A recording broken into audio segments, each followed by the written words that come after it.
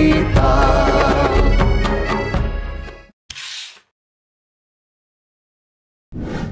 Now, let's explore another important characteristic of computer-mediated communications, something that sets it apart from face-to-face interaction in a powerful way.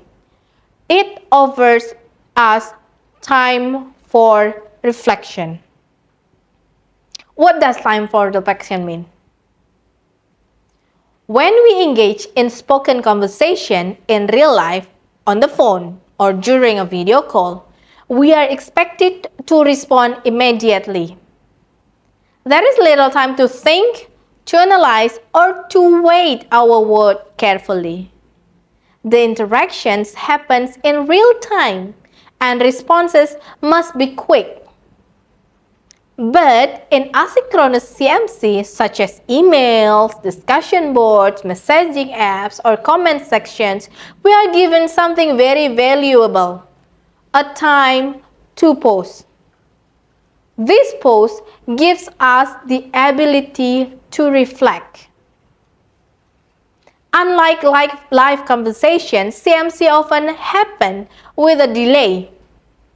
You may receive a message in the morning and not reply until the afternoon, or even you can reply it the next day. During the delay, you can read the message multiple times, think about what it means, research or check facts before responding, or consider your emotional reaction. You also can compose a thoughtful reply. So this is a very special useful in academic and professional settings where clarity, accuracy, and tone is a matter. Let's say your lecturer posts a question in an online forum. In your opinion, how does CMC affect interpersonal relationships? In a live class, you may give a quick, unfiltered response. But in an online forum, you have time to organize your idea, provide evidence or example, polish your grammar, even cite sources if it is needed. So this process leads to a deeper, more meaningful communication. A time for reflection makes CMC particularly valuable for critical thinking, problem solving, and conflict resolutions. And as language learners who need extra time to process and writing in second language, it gives communicators a chance to be more intentional, respectful, and accurate. Now, while many forms of CMC allows reflections, some synchronous tools like live chat or voice messages may limit it, especially if there's pressure to reply quickly. That's why choosing the right CMC channel matters.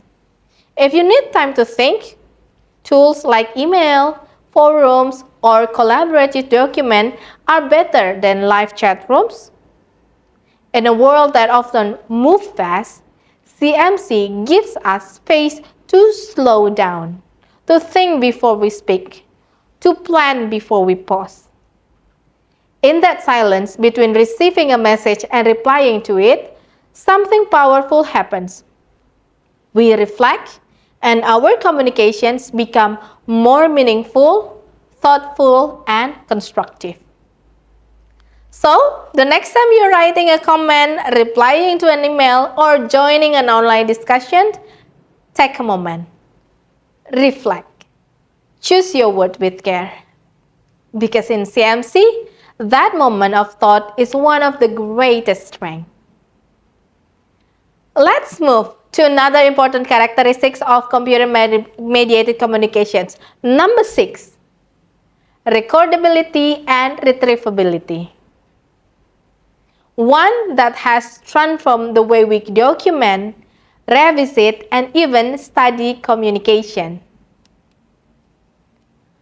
Recordability simply means that most computer-mediated interactions are automatically saved or logged. Whether it's a WhatsApp message, an email, a comment on online forum, or a classroom chat in Google Meet, that interaction doesn't just disappear into the air like a spoken conversation. Instead, it gets recorded. This means we can go back to it, examine it, quote it, or learn from it. And that is where retrievability comes in. So, what is retrievability?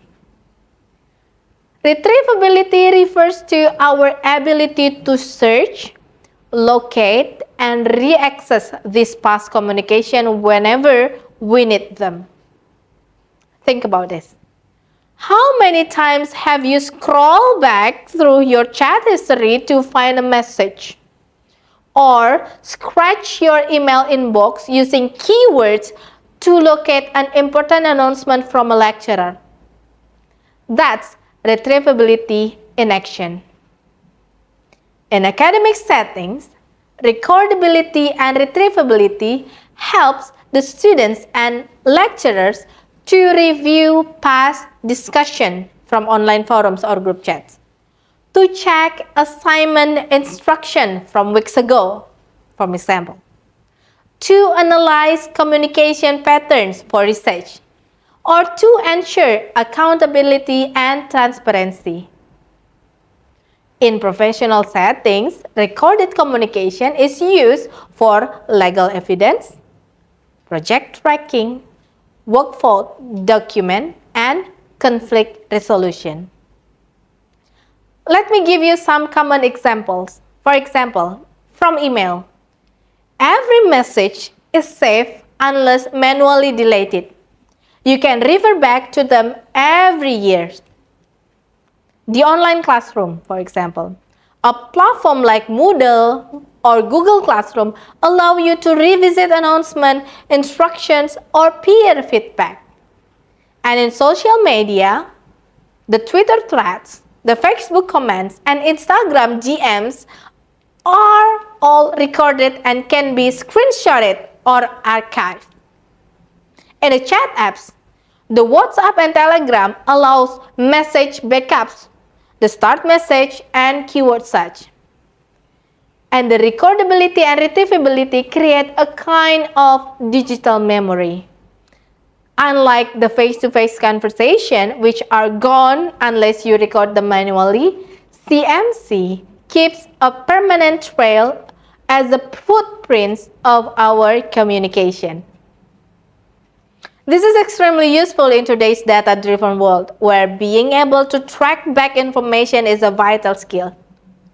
Of course, there are challenges. Just like the privacy concern. What we say online can be stored, shared, or even hacked. Or the misuse. Our old message can be taken out of context. Or the mental overload, that constant availability of past message that can make it harder to disconnect.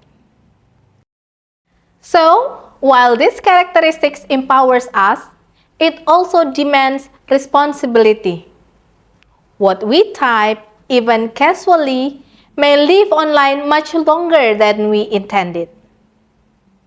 To wrap up, one of the most defining strengths of CMC is that it doesn't just connect people in the moment.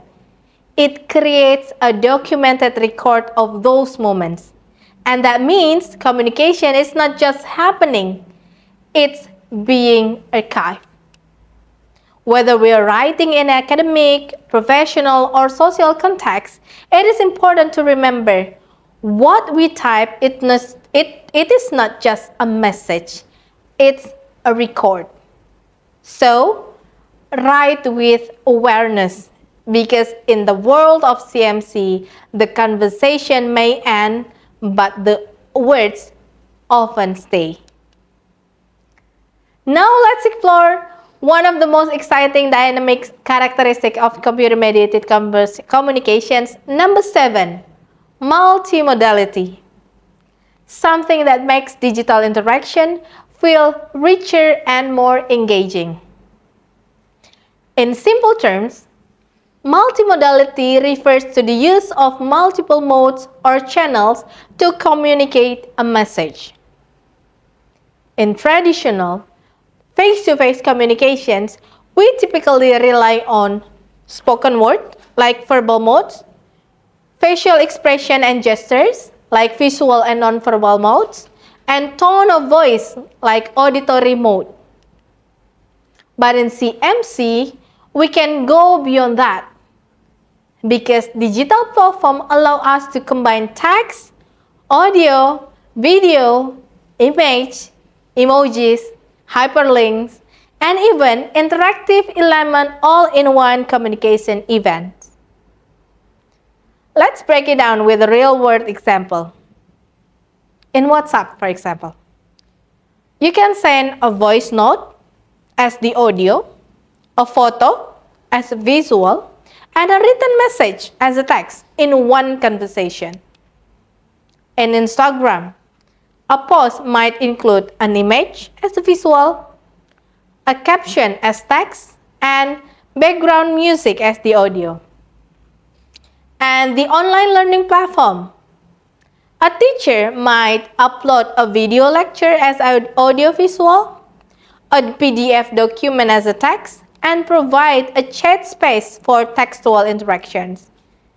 And in YouTube, you can combine video, subtitles, comments, links, and animations, all to enhance the message delivery. The multimodality enhances meaning. When we use multiple channels, we can reinforce our message, for example, showing an image while explaining it, engage different learning styles like visual, auditory, and kinesthetics, and overcome language barriers through image, videos, and symbols. And last, add emotions or tones like using GIFs or emojis with message. So it creates a more immersive and expressive communication experience, especially important when nonverbal cues are limited in text-only environment. In global communications, multimodality helps bridge cultural and linguistic gaps. A picture or video often communicates more universally than a long paragraph. In education, it plays a crucial role in e-learning environment. Students can watch lectures, read notes, submit voice assignments, or create multimedia projects. Teachers can assess learning through written, spoken, and visual tasks. This diversity of modes make learning more inclusive and dynamic. Of course, multimodality is not without its challenge. The cognitive overload, like too many modes at once, can confuse the audience. Like digital literacy, where not everyone knows how to interpret visual or audio cues online, or the access issues, where some users may lack of the tools or bandwidth to receive multimodal content. Therefore, the key is to use multimodality strategically is choosing the right mode for the right message. So, what does this tell us? Multimodality is one of the reasons CMC is so rich, flexible, and powerful. It allows us to shape our message using words, visuals, sounds, and interactions, offering endless possibilities for creativity and clarity. In the digital age, effective communicators are not just good with words, they're also skilled at combining modes to make their message stand out. So, the next time you post, present, or send message online, think about the modes you're using. Are they helping you connect? Are they enhancing your message? Because in the world of CMC, communication is no longer one-dimensional. It's multimodal. Alright, everyone. As we come to the end of our session today, let's take a moment to reflect on what we have learned about characteristics of computer-mediated communication, or CMC. We begin by understanding that CMC is communications that is mediated by digital technology, that is allowing individuals to interact regardlessly of times and place. This sets of stage for a unique set of communication features that differ significantly from traditional face-to-face interactions. We also explore how CMC often involves reduced nonverbal cues, requiring users to find new ways to express tone, emotions, and intentions, often through symbols, emojis, or style writing. We'll look into its global accessibility, showing how CMC breaks geographically boundaries and enables intercultural communications, and its text-based nations in many platforms demands proficiency, clarity, and new literacy skills in writing. One of the most powerful features of CMC is the time for reflection. It offers asynchronous communications that gives us time to plan, revise, and reconsider our words before sending, which can lead to more thoughtful interactions. We also have talked about recordability and retrievability of digital messages, making CMC a permanent form of interactions with implication for both transparency and accountability. And finally, we explore the dynamic concept of multimodality, where text, image, audio, and video come together to enrich digital communications, creating immersive, flexible, and expressive form of interaction.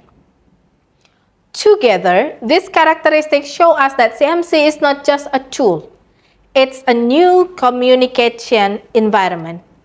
It challenges us to adapt, to be more mindful in our message constructions, and to understand how meaning is shaped in digital context. As future professionals, educators, or researchers, understanding this feature equips you to not only communicate more effectively, but also to critically evaluate how technology continues to reshape human interactions. Okay, thank you for joining today's sessions. In our next lecture, we will explore the types of CMC, so we can see how these characteristics manifest across different platforms and communication modes. Until then, keep observing how you communicate online, because every message you send is part of this evolving digital discourse. Goodbye.